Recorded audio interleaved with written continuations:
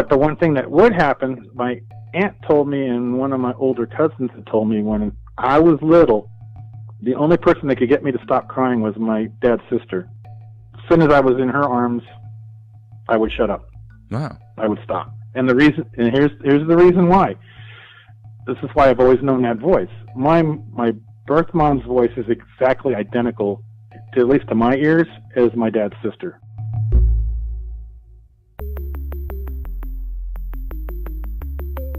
Who am I? Who am I? Who am I? Who am I?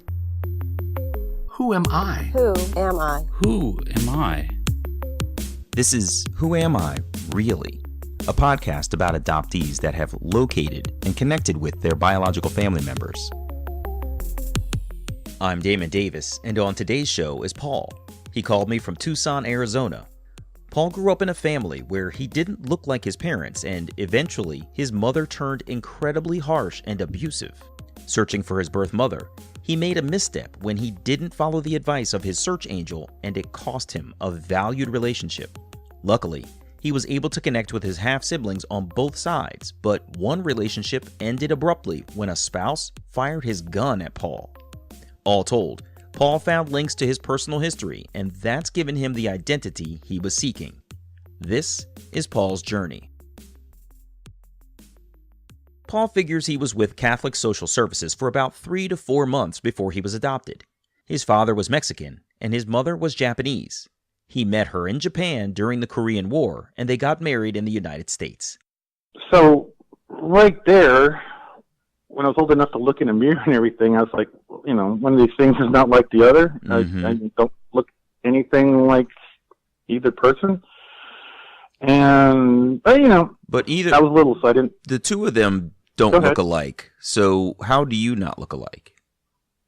Well, you know, my mom was, you know, she's Japanese and she was small, and she really had extreme Japanese features. So I'm like, I'd look in the mirror and I'm like, well, I don't have those features.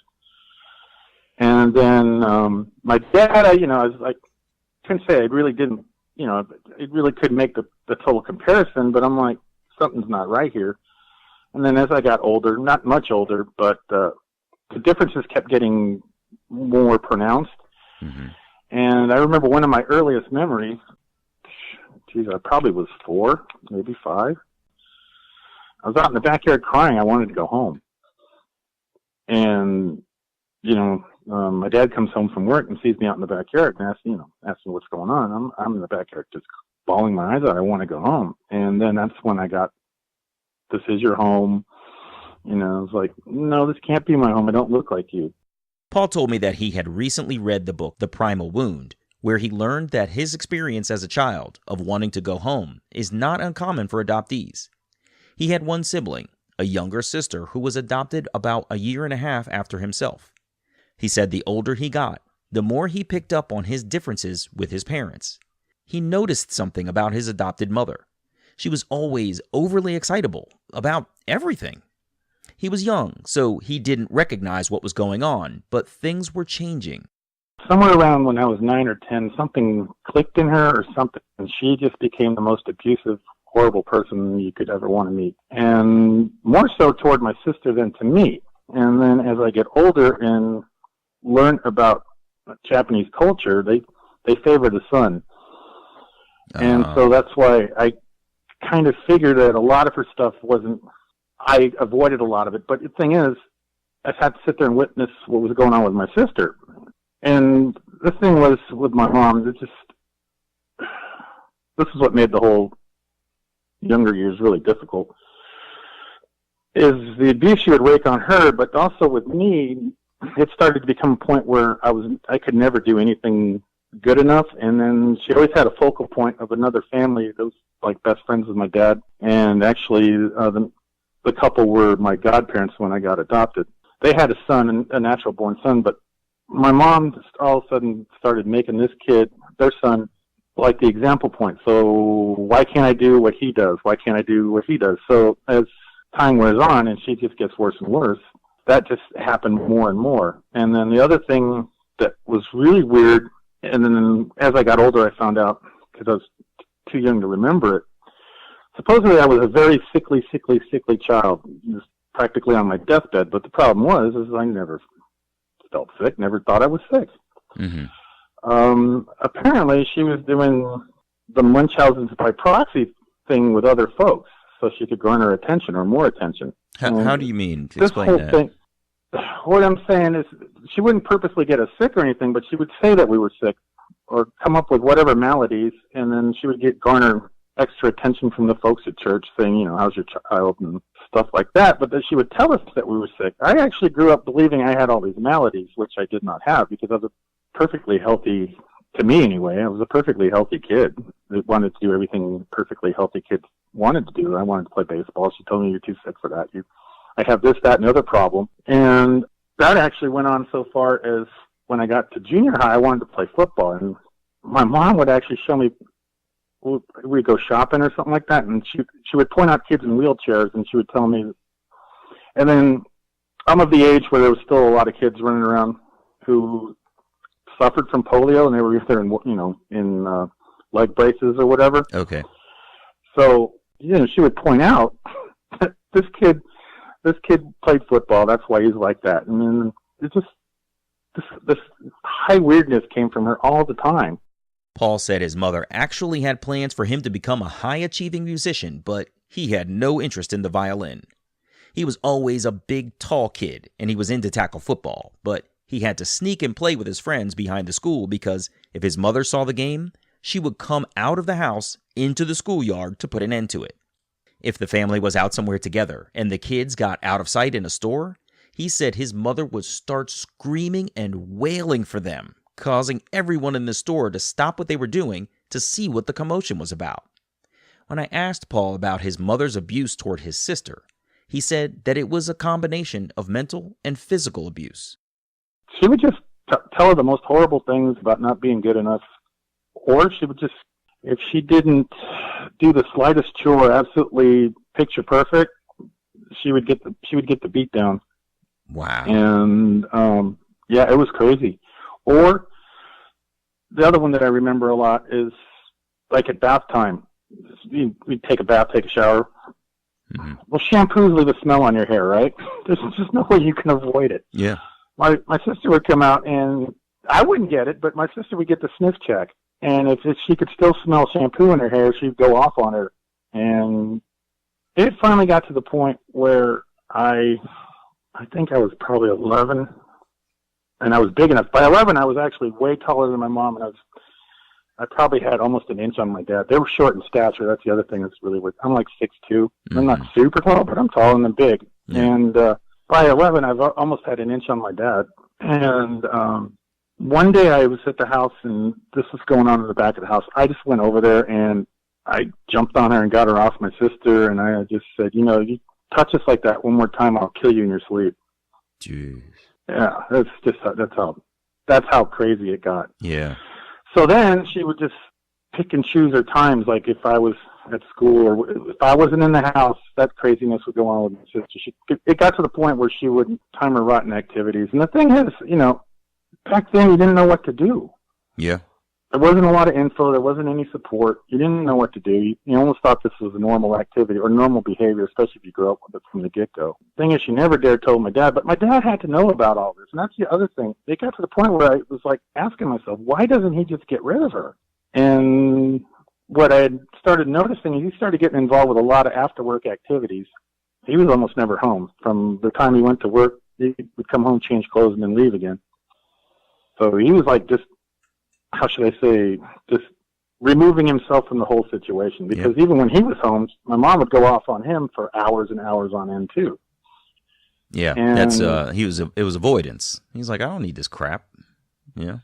Exactly, it was avoidance. And the thing is, what also tripped me out about it is my mom and my dad were devout Catholics. They were just heavily involved with the church. And that was another thing that always just tripped me out. We'd go to church, and then one time I just remember completely, I think this again, we were probably about 8 or 9. We're in church, my mom's being all pious, and we get in the car, and I think my sister and I were sitting in the pew next to some other friends from school, and I think my sister giggled for something that her friend had said. And my mom heard the giggle. So we were in the car. I wouldn't think anything of it. We're in the car, and then as soon as we get in the car and the parking lot kind of clears out a little bit, my mom starts wailing on my sister in the back seat for the giggle. Mm-hmm. So I'm like, how can you be so pious? And all the premises and the teachings are true when I'm watching you go from that to this, like in an instant. Yeah, you walked out of the house of the Lord to beating a child in the backseat of your car in the parking lot. That's, yeah. In the parking lot, yeah. So this is one of the things that just totally have ruined me with religion. He said he's tried to find religion again from time to time, but he can never fully reinvest because these memories of his childhood come flooding back. Paul said when the trouble started with his mother, he was also trying to find an identity. He grew up in a pretty heavily Hispanic area, and when he started hanging out with his friends and their older brothers, who weren't exactly model citizens, Paul was at risk for getting into trouble. He didn't actually know what his heritage was. His parents never said, so he figured he must be Latino too. I started hanging out with the kids in the neighborhood, and I wasn't so much getting in trouble, but they were seeing me hanging out with the kids they quote-unquote knew were bad kids in the neighborhood. So then I got pulled in again for the full adoption lecture. Or not lecture, but explanation. And they told me, you're not Mexican. That's not your heritage. What you are. They told me, according to my adoption paperwork, I'm German and I'm Spanish. And I'm like, okay, well, what does Spanish mean? Again, I'm 10. What do you know, right? Yeah, right. So I'm like, okay, I'm not Mexican. What sucked about that is, so when I go back to hang out with my friends, I tell them the story, that my adoption story. Well, some of them told their big brothers, and their big brother's like 3 years older than me, 4 years older than me. I wind up getting my butt kicked because I'm a white boy. That happened like 4 times. Oh, man. Because I told them I was a white boy. Those butt kicks happened more than once. Paul said as a young guy, he was an easy target for older boys. So, basically, their family was a Mexican father, a Japanese mother, and 2 white children. Paul and his sister are pretty fair-skinned, he said. I asked Paul about what made him finally want to search for his birth family. He said his fire was kindled in high school. At that time, he was actively working on the opposite of his mother's idealistic vision of a son, like her friend's son. Paul admits that was kind of a poor choice. He was generally making poor choices in high school in the early 1980s, and he felt lost and wanted to figure things out. But he had no idea how to even begin. The only thing that he really could think to do was make friends with people he thought he kind of resembled in the hopes of randomly finding a relative. Around 1992, Paul found out he could petition Catholic Social Services for information. He wrote a letter introducing himself, sharing who his parents are with a general request for information. They wrote back with his non-identifying information, which basically had the same narrative his parents gave him, except the locations his biological mother and father were from were a little different from what he learned. It says his birth father is of German descent, so he starts theorizing about local communities of German people and began making up possible stories about who his father might have been. The search process was also cost prohibitive back then, so Paul was unwilling to spend thousands of dollars without a guaranteed outcome. Paul moved to Tennessee in 1997. His daughter was born, and he was away from his parents and all of the cues and triggers that made him want to search. His father died of cancer in 2004. Then he moved back to Tucson in 2012 because his mother and father-in-law needed care. His mother died that year, and that's when his fervor to search was recharged. My adopted mother passed away. We can go fast forward about a year or two. I'm just in a funk because now I'm like orphaned. The weird part is I'm not sad that my adopted family parents had passed away. I really wasn't. You just felt alone. That's something I just felt, just alone. And my adopted cousins, I was never close with any of them except for one. And that kind of stems from back when we were kids. We were out in my aunt's backyard having an orange fight. She had lots of citrus trees in the backyard. Mm-hmm. And back then, kids in this area anyway, we used to have what we call orange fights. You'd pick sides and start throwing oranges at each other. Like a snowball fight, but with citrus. Yeah. Yeah. With citrus, yes. And I don't know, something went wrong during that fight. One of my cousins just got all ticked off at me and goes, it's not like you're even family in the first place. And that kind of just set the tone with my cousins from that point forward. Wow. And I think we're probably, yeah. And I never got over that. I was like, okay, that's great. Fine. Don't need you. Don't want you. After his mother died, Paul's sister decided to try to help bring him back from a really challenging time. Christmas of 2015, my sister, my adopted sister, she gives me an ancestry kit for Christmas. And she didn't tell me this. We kind of, after my mom passed, we kind of had a little falling out because I didn't think she was giving me enough emotional support when my mom was dying. Because my mom and my sister, of course, they haven't spoken in almost 25 years. Right. Once my sister was out the house, there was no connection, and I get that. That's fine. I didn't want her to. That's not what I was looking for from her, but I was having like a real hard time with just everything. Because the other problem I had during the whole time that my mother was dying, I had a cousin that was murdered. I had a good friend of mine in Tennessee commit suicide. I had another one have an embolism and die on his front porch. Oh. I had decided like the hits just kept on coming, and they weren't subtle hits. There was just people were dying left and right that year. So it just really kind of messed me up, and I'm just trying to deal with all that. So anyway, Christmas of 2015, I get this DNA kit. I think my sister just realized that maybe this will be the key to get me to come out of the funk. Yeah. You know what I'm saying? Because she knew I always wanted to know. So, but what she told me, she goes, when she gives it to me, she goes, hey, I found my biological mom and I found my family. And the funny thing there, I was like, really? You didn't even tell me you were doing this. So she gives me the kit for Christmas, and I put it on the shelf because the problem I have is I'm a super privacy conscious person. Uh-huh. And the ramifications of putting my DNA out into the world, it just wasn't sitting good with me. Yeah. And a couple months passed, so we're into February. So I finally said, you know what? The need to know outweighs my weird. Actually, I don't think it's weird. It's just Your concern. My need to know outweighs my concerns for privacy. So I went and did it. He set up his Ancestry account while he waited for his results. As a paid member, he had access to all of the tools, so he started toying with building his adopted father's family tree. But he lost interest when it hit him that those ancestors weren't his blood relatives. Paul turned his energy to learning how to search for people through a registry called Adoption Database. He started interacting with people in the community, and within a week, the moderator of the group asked him if he was interested in a confidential intermediary who would charge a reasonable flat fee, so he agreed. I gave her all my information, and lo and behold, it took her probably about a month to figure things out. And she calls me and she says, I got your records and I got everything figured. I got your mom part figured out. I go, well, what about my dad? And she goes, there's no names in here for your dad. I'm like, okay.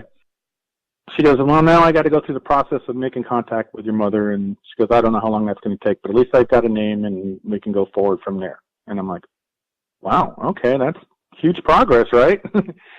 And she goes, well, now I got to tell you something serious. This is where I'm going to put a cautionary tale out to everybody who's a searcher. She told me, well, I'm in the process of contact or trying to get in contact with your mother. I don't want you, because I told her I was on Ancestry doing searching. And she goes, I don't want you searching for your mother on Ancestry while I'm doing this. I'm like, okay. But I'm not the kind of person you tell me no, that just means yes. Right. It's basically a challenge. Yeah, you've challenged me now. So, lo and behold, I should have took her advice. Paul continues his search on Ancestry, and his DNA results are soon returned to him. He learned he was half Spanish and Native American, with some Irish and African American sprinkled in there. That was really interesting for Paul because he's always been enamored with history, but without knowing his heritage, it was impossible to associate historical facts with himself. It's just history. With his DNA online, the relational hits start rolling in. He starts going down the list of matches, waiting for someone to contact him and reply. One woman who managed several cousin match accounts reaches back and suggests Paul get on Facebook to seek out DNA detectives. His search angel, Lisa, teaches Paul the ropes of how to make a mirror tree and use other tools. The confidential intermediary provides some information about his birth mother, and he learns his mother is from Mammoth, outside of Tucson. Paul is reverse engineering all kinds of information in parallel with the intermediary. Paul and Lisa arrived at the same family, but he had identified the wrong woman as his mother. Lisa called to say she found his mother, who had agreed to meet him. The stuff I'm doing on Ancestry, I'm like, I had the same family, wrong person. Oh, really? Yeah, because she came from a family of 8, and so it was just a matter of which one. I just had the wrong person in the wrong town. But what I had done in the interim, this is where the mistake comes in. I was contacting the wrong person, well, their grandchild. And I didn't think anything of it at the time. I was just trying to get some information. I said, I don't know much, but here's the deal. And I didn't say much about it. And then it just went by the wayside. They dropped me like a hot rock. And I was like, okay, fine, whatever. Yeah. So I didn't think anything of it. Paul signs the papers to be in contact with his birth mother, and the search angel offers to make first contact. He decided he wanted to be the one to make the first call, but Paul admits he probably should have let the search angel initiate their relationship. I'm calling her, and I'm just shaking. I call her, and it's probably not the most ideal circumstances for the phone call because, I'm at work, I'm at an airport, it's noisy, jets are taking off. But anyway, I call her, and I freak her out completely. And actually, the first phone call went horrible. She goes, I can't talk to you. And she was very curt, and she goes, I can't talk to you. It's not a good time. And I was like, wow, that didn't go well. So I said, well, let's make an appointment for me to call you at another time. So she agreed to that. So I was like, okay, all hope's not lost, right? So I make the call again at the agreed upon time. It went a little bit better, but it's a whole lot of silence. It struck me as odd, but again, I hadn't read Ann Fessler's book, The Girls Who Went Away. Exactly. So I had no idea. I'm just trying to go off of what compassion I had, but I had no idea the struggles, right? And what I learned later, typical story is she went to a home here in town and gave her parents the rest of her family a false narrative. Only her parents knew. So she fell into that whole, narrative right there. It was everything like the book described as basically what she went through. But she didn't reveal that in the first call. You guys are there and it's pretty quiet and it sounds like it's mostly you talking. Yeah. It was. That was the thing I noticed right away. Is I'm teasing the conversation out. Mm-hmm. I'm actually having to work to get her to. Yeah, I'm trying to force her to contribute. There's just way too much idle conversation or idleness. It just felt like I'm having to pull every word out of her. He does his best. Paul explains that he wasn't looking for anything from anyone, trying to set the tone for their relationship. The second phone call went a little better. His birth mother asked how he had been, and they made small talk. But Paul said he left that conversation feeling a bit empty. They agree to have another call, and each call gets better than the last. She was still very reserved, but she started to open up. After enough calls between them, they agreed to meet in person. She actually lived right there in his town, and Paul admits that while he learned her name, he snooped through her Facebook examining every picture of her. He found a high school yearbook photo of her at 18 years old, and they looked a lot alike at that age. But the thing that freaked Paul out was his birth mother really looks a lot like his own daughter. We meet at this restaurant, and I'm just a nervous wreck. I can't get there fast enough. I don't know, just a giant ball of stress. Yeah. I'm freaking out. Don't know what to do. Stop and get her like a big bouquet of flowers. And so I'm sitting in the restaurant, and I'm positioning myself in such a way that I can look at the front door. And we're just waiting. And I said, I can't just sit in here and wait. So I went out on the front patio of the restaurant to wait for her to come in. So she finally pulls in. And as soon as I see her turn off the street, I know it's her because I've seen her picture. So now I'm about to throw up. I'm literally about to get sick. So I see her. I let her get out of her car. I don't go running toward her. I didn't know. I don't know how to act. I didn't want to scare her, and I didn't want to. I don't know. I just didn't know what to do. I didn't want to seem overly jubilant, and I didn't want to seem uncaring. You just don't know what to do. It's kind of like going on a blind date. Yeah, it really is. You really don't know what to expect, and you don't exactly know what to do. And you asked for it, and now it's here. That's the other thing. I'm like, holy crap. it's all real now. She was real sweet. She gave me a hug, but it wasn't. I was probably squeezing the guts out of her. It was a nice hug, but that seemed reserved. Everything about her, I'm watching and noticing, she's keeping a barrier. So we hug, we sit down, we do the introduction with my wife and all, and we have the nice generalities. What I didn't want to do that first meet is I didn't want to turn it into the Spanish Inquisition. So, I had a million questions to ask, but I just, I didn't want to sit there and turn it into an interrogation. Right. I didn't feel that was right. But, I did have some basic questions, but I mean, we kept it very general. What I took away from it was she was just, one, in absolute shock that I figured this out, because apparently I was never supposed to figure this out. Okay, I need to go back for a sec to share something Paul told me earlier about his childhood.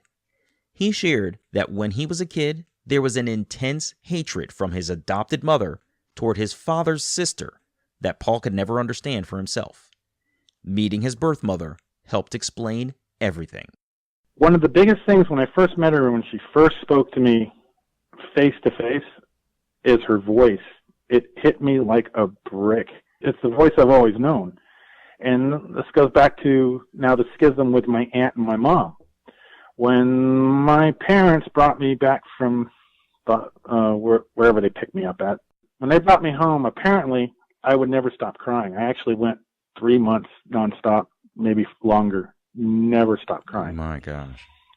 But the one thing that would happen, my aunt told me, and one of my older cousins had told me, when I was little, the only person that could get me to stop crying was my dad's sister. As soon as I was in her arms, I would shut up. Wow. I would stop. And the reason, and here's the reason why. This is why I've always known that voice. My birth mom's voice is exactly identical, at least to my ears, as my dad's sister. Wow. So the voice you had heard in the womb was one that was replicated in your father's sister. So her voice brought you comfort. That's really unbelievable. There's really no other explanation for it. And I didn't realize this until I had met my birth mom. But apparently that's the reason for the schism between my adopted mom and my dad's sister, is she just hated the fact that she couldn't get me to stop. But my aunt, the moment I was placed in her arms, I would stop. So anyway, fast forward back to meeting my mom. That voice is the voice I've always known. It's the voice I always wanted to hear. So anyway, we get to the first meeting, get done with lunch, and we say our goodbyes. And then that's when she actually gave me a real hug. That one was a hug that felt right to me. From there, they met for lunch every other week, and things were getting better. At the third lunch, Paul decided to ask about his birth father. Oh boy, was that not the right thing to ask. But I had to know. It's just no information. First thing she tells me, well, he's passed away. And I guess she figured that would be enough of it. So then I go, well, here's the deal. I want to know the origin story. And to me, it seemed like she's been rehearsing it, because she was so matter-of-fact about it. She told me it was a date rape, and she was very adamant about it, but not overly animated. It just seemed too clean and too natural. And I'm like, okay, well, I didn't walk in your shoes. I don't know anything about your life, and I'm definitely not judging you. Okay, these things do indeed happen. So I don't know what to believe at this point. You don't know the person. Yeah, and far be it for you to judge a situation you weren't there for. Right, and so I have no judgment on it. If that's the case, I'm sorry that happened. But the way it came out just seemed so cold and devoid of emotion. If I was relaying something bad that happened to me, I think I'd have a little more emotion into it. So it just kind of stuck with me. I said, okay, I went with that. Paul didn't press her. All she told him was the man passed away in 2004. Everything was going okay between them until early 2017, when Paul was traveling for business. Then she sends me this, not even a phone call, she sends me a text. Because up to that point, we were meeting for lunch, and I was texting her or calling her every day. Just idle chit-chat, but at least it was something. But yeah, connecting, yeah. Trying to. And what it seemed like to me, though, it was like, when you're trying to date somebody, and you just keep at it, but you're not getting the cues that you think Right. you want to move forward. You just seems like you're still trying too hard. Right. So anyway, I'm going on, but at least she's responding. And so anyway, in January 17, I was on a business trip. I get this text from her, and she said, "How dare you talk to other people about this situation?" And she was like, she basically just told me to, go sit in my corner and go away. And it was a very angry text. And I'm like, do I answer it? Do I not answer it? And so I answered. I go, I'm not sure what you're talking about. So that's all I answered. Mm-hmm.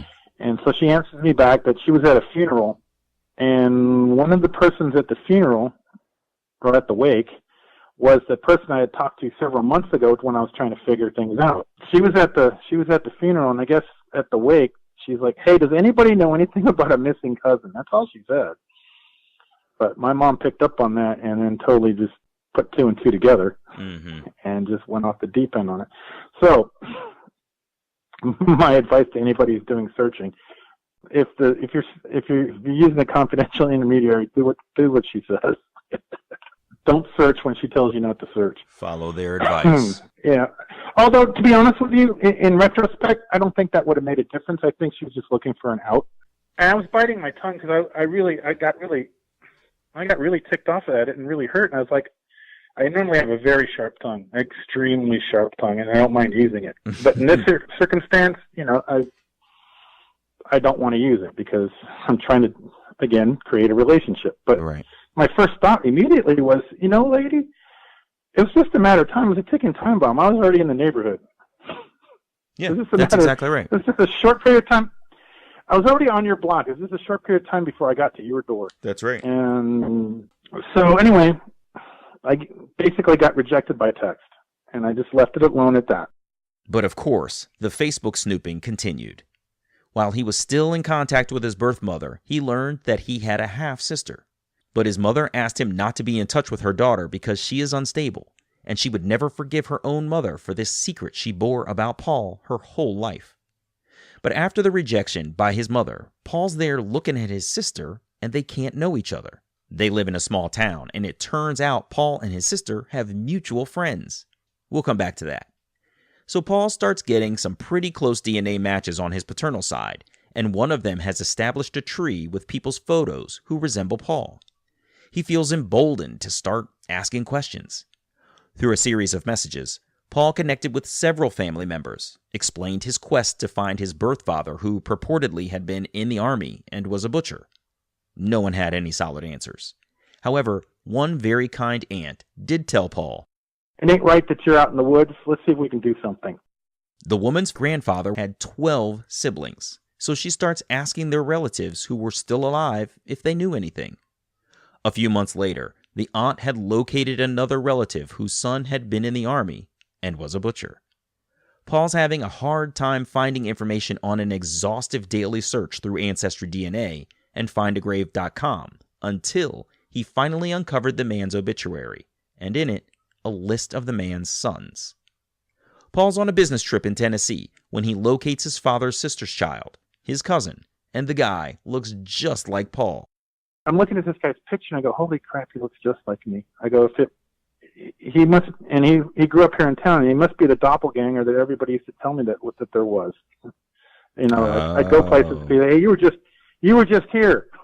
Oh, No, really? That's really interesting. I'd go places and people would say, "Hey, you were just here." I'm like, "No, I wasn't. I don't even live on this side of town." That's fascinating. And I know, and so I'm looking at him and I'm like, "Gee, this is too much.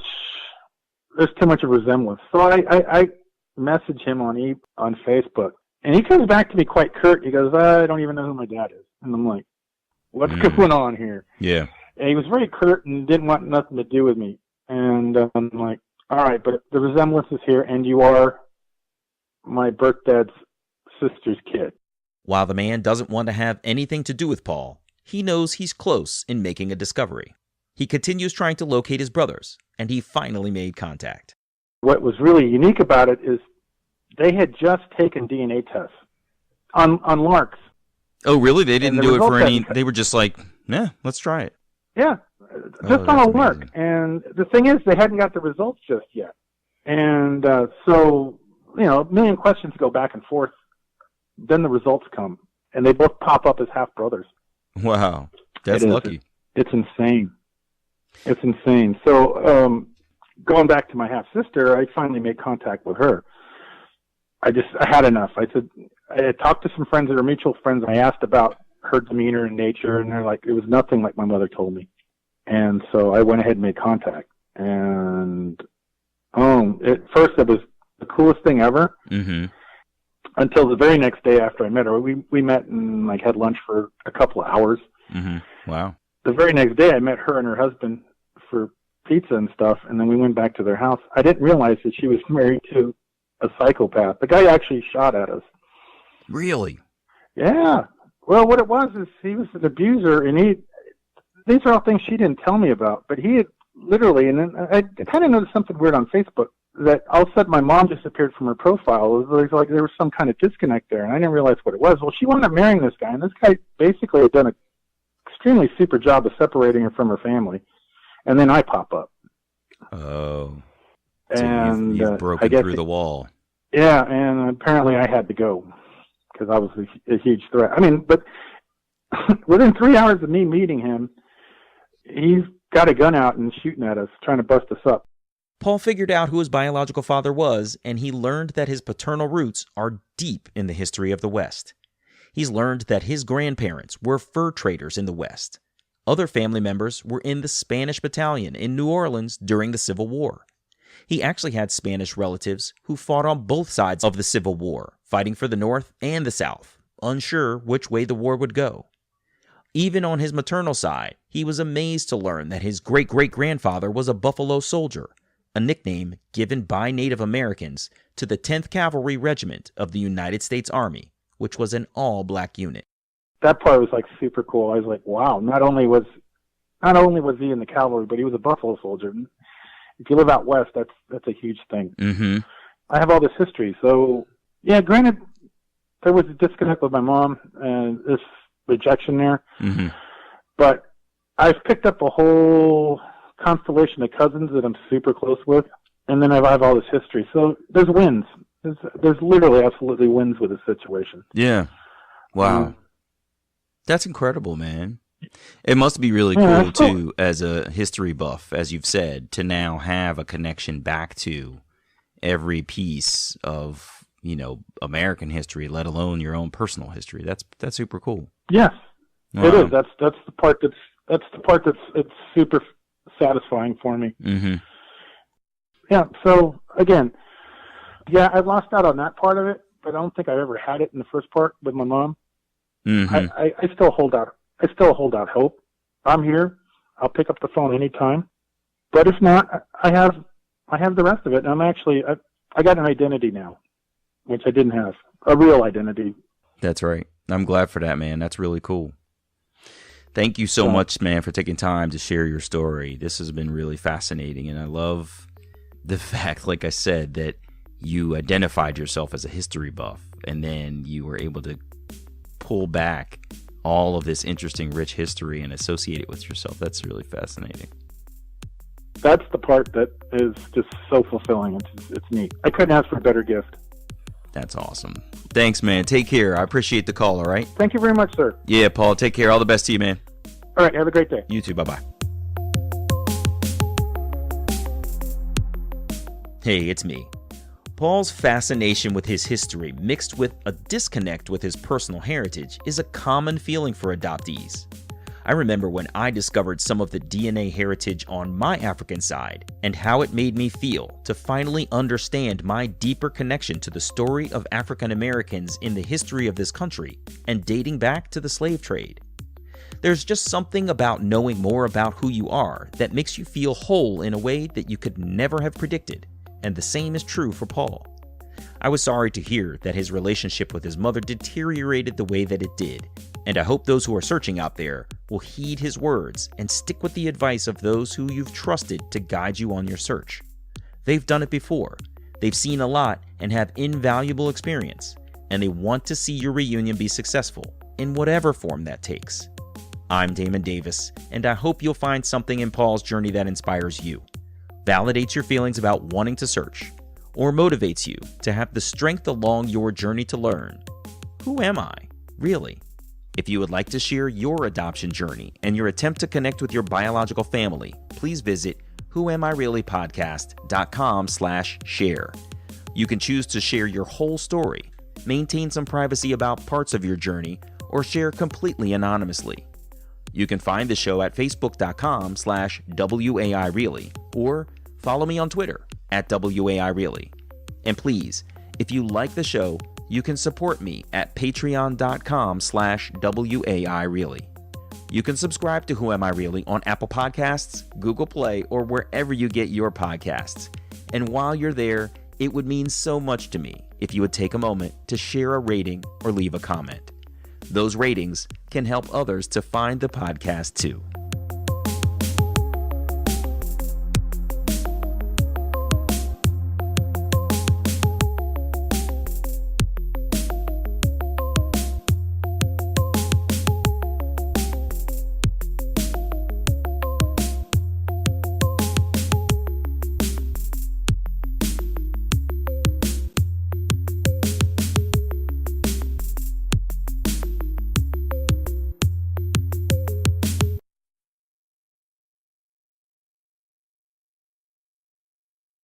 Damon, I got one question for you real quick. Sure. I know that you take support through Patreon. Do you take support any other way than Patreon? I just don't want to sign up for another platform. I would take a PayPal. I mean, if you're interested, whatever you want to do is fine with me. I'm a big believer in value for value. Your show is just it's ultra valuable. Thank you, man. You've got such passion for it. You've got such passion for it, and I think it for this community, it does a great service, and I wouldn't mind just contributing from time to time. I appreciate that, man. That's really kind of you. Why don't I shoot you a link to PayPal, and whenever you feel like it, you knock yourself out. That's really kind of you. Well, there's another guy that runs a podcast, and I think it's a pretty cool model. He goes, $1 a show, that's all I ask. That's cool. That's really great. Yeah, I love that. But what I'm saying is, I believe if I get value from it, you should get some value from it. I'm of the same ilk. I've got apps on my phone, and you can use them for free. But I figure this person has put the time forth and the energy into creating this thing, and I'm using it, and I find value in it, and I will most often go back and contribute. So I'm glad to hear that you feel the same way. That's exactly how I roll. So cool. I appreciate that.